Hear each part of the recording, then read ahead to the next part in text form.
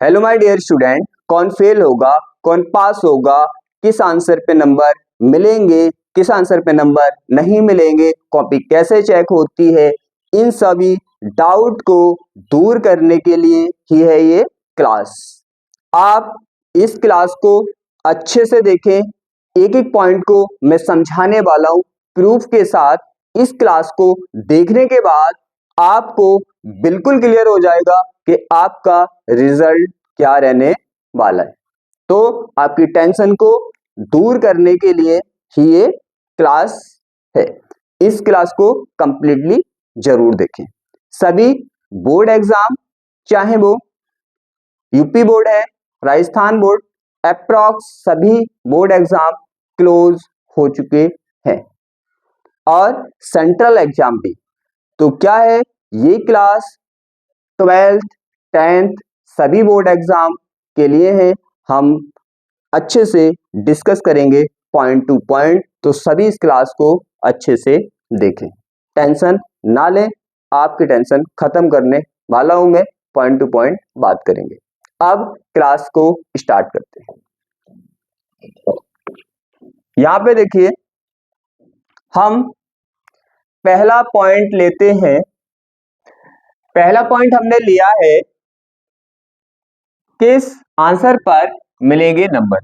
सबसे बड़ा जो डाउट होता है यहीं पे होता है कि हमने इस तरह लिखा है, ऐसा लिखा है, हमें नंबर मिलेंगे नहीं मिलेंगे, उसी को समझने वाले हम आंसर को दो कैटेगरी में बांट लेते हैं।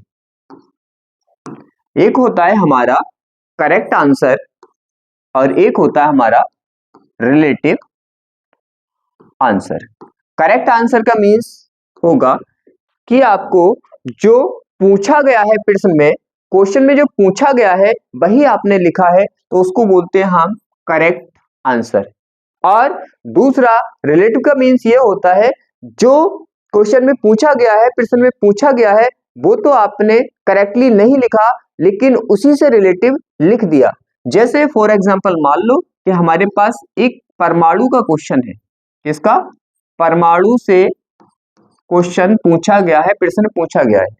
तो क्या किया हमने, एक तो आंसर में हमने जो पूछा था वही लिखा है, उसे तो बोल दिया करेक्ट आंसर। एक जो पूछा है वो तो हमने नहीं लिखा लेकिन परमाणु पे क्वेश्चन पूछा था, हमने इसी पे रिलेटिव जो हमें परमाणु के बारे में पता था वो लिख दिया, उसको बोलते हैं रिलेटिव आंसर।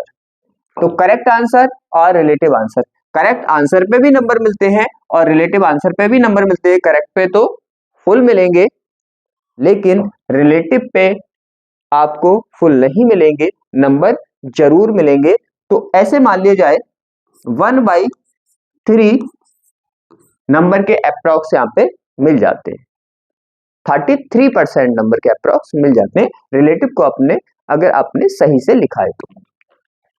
दूसरा डाउट, दूसरा एनालाइज करेंगे हम। एनालिसिस अच्छे से करेंगे एकदम, आप अच्छे से ध्यान से समझो। दूसरा है, कितने आंसर सही होने पर हो जाएंगे पास। अब यहां पे समझना है आपको अच्छे से, सबसे इंपॉर्टेंट पॉइंट यही है। अब देखो यहां पे कैटेगरी आप समझ गए, रिलेटिव की भी करेक्ट की भी। तो हमारे आंसर की कैटेगरी रहती है, एक तो रहती है करेक्ट आंसर और एक रहता है रिलेटिव आंसर। रिलेटिव आंसर देखो क्या है, अप्रॉक्स 15 मार्क का आपने करेक्ट कर दिया। कितना कर दिया? अप्रॉक्स 15 मार्क का आपने करेक्ट कर दिया और उसके बाद आपने रिलेटिव कर दिया। उसके बाद क्या किया आपने?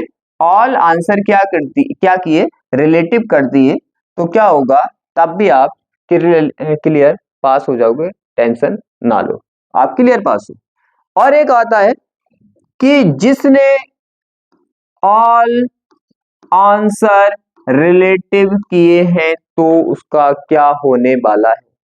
तो सीधी सी बात है, अगर आपने सब आंसर रिलेटिव किए हैं तब भी आप पास हो जाएंगे, कोई दिक्कत वाली बात नहीं है। लेकिन आपने रिलेटिव ही लिखे हो, आंसर रिलेटिव ही लिखे हो क्योंकि 1/3% मार्क अगर आप अच्छे से रिलेटिव लिखोगे तब भी मिल जाते हैं। 2 पॉइंट क्लियर हो गए, आपको इन कैटेगरी पे नंबर मिलने वाले। इतने पे अगर आप पास हो जाएंगे कोई दिक्कत नहीं है। अगला है हमारा टोटल नंबर ज्यादा आएंगे या कम आएंगे। ये टॉपर बच्चों को बड़ा डाउट रहता है कि इतने का करके आऊं, कितने नंबर घटेंगे बढ़ेंगे क्या होगा। देखो क्या यहां पे मैंने बोला अभी आपसे कि आंसर की कैटेगरी अपनी कितनी है, 2 कैटेगरी है, एक कौन सा करेक्ट और एक हमारा रिलेटिव। तो यहां पे समझने की कोशिश करो आप। यहां पे आपने, मैं एक एग्जांपल से ले रहा हूं, यहाँ पे कितने भी हो सकते हैं। माना हमने 55 प्लस का आपने करेक्ट किया है। करेक्ट, करेक्ट मींस करेक्ट है, छोटी छोटी मिस्टेक हो सकती है, उस पर एग्जामिनर नंबर काटता भी नहीं है, बड़ी मिस्टेक होती है तभी नंबर कटते हैं। इतना किया है, बाकी आपने, जब आपने इतना किया है तो सीधी सी बात है बाकी आपने रिलेटिव ही किया होगा, आपने अलग तो लिखा नहीं होगा, इतनी तो नॉलेज है आपको। बाकी आपने रिलेटिव किया है, तो अप्रोक्स मान लो आपको 5 प्लस मार्क ज्यादा आएंगे आपके करेक्ट से, 5 प्लस ज्यादा आएंगे आपके करेक्ट से। तो नंबर कभी भी घटते नहीं हैं, नंबर हमेशा बढ़ते हैं, जितने का आपने करेक्ट किया है उससे ज्यादा नंबर आएंगे, आप टेंशन ना लें। अगला पॉइंट है सबसे इंपॉर्टेंट, कौन हो सकता है फेल, सबसे इंपॉर्टेंट पॉइंट। अब आंसर की कैटेगरी देखें तो हम, आप समझ चुके हो, करेक्ट एंड रिलेटिव। अब समझो यहां पे करेक्ट एंड रिलेटिव, एक बच्चा है उसने करेक्ट भी नहीं किया, उसने रिलेटिव भी नहीं किया। अब उसने ना करेक्ट किया ना उसने रिलेटिव किया, उसने लिखा तो, लेकिन इन दोनों से अलग लिखा, इन दोनों से अलग लिखा, करेक्ट भी नहीं रिलेटिव भी नहीं। उस बच्चे का क्या होगा, उस बच्चे को फेल कर दिया जाता है, उस बच्चे को फेल कर दिया जाता है जो इन दोनों पर आंसर नहीं करता। तो आप समझ गए होंगे फेल कौन बच्चा होने वाला है, जिसका आंसर ना ही करेक्ट होता है ना ही रिलेटिव होता है, कॉपी में लिखा तो है कुछ उसने लेकिन इन दोनों को फॉलो नहीं किया, तो उस बच्चे को फेल कर दिया जाता है। अब हमने सब पॉइंट डिस्कस कर लिए, एक पॉइंट और बचा है। यहां पे हमारा है क्या रहता है, रिजल्ट परसेंटेज। तो रिजल्ट परसेंटेज की बात अगर हम करें तो 12th का अप्रॉक्स 85% के अप्रॉक्स रहता है, अप्रॉक्स रहता है, थोड़ा ऊपर नीचे हो सकता है। और 10th का 90% के अप्रॉक्स रहता है, थोड़ा ऊपर नीचे हो सकता है। फेल वालों को यहां पे एक फायदा मिल सकता है, मिल सकता है, वो क्या, मान लिया कि गवर्नमेंट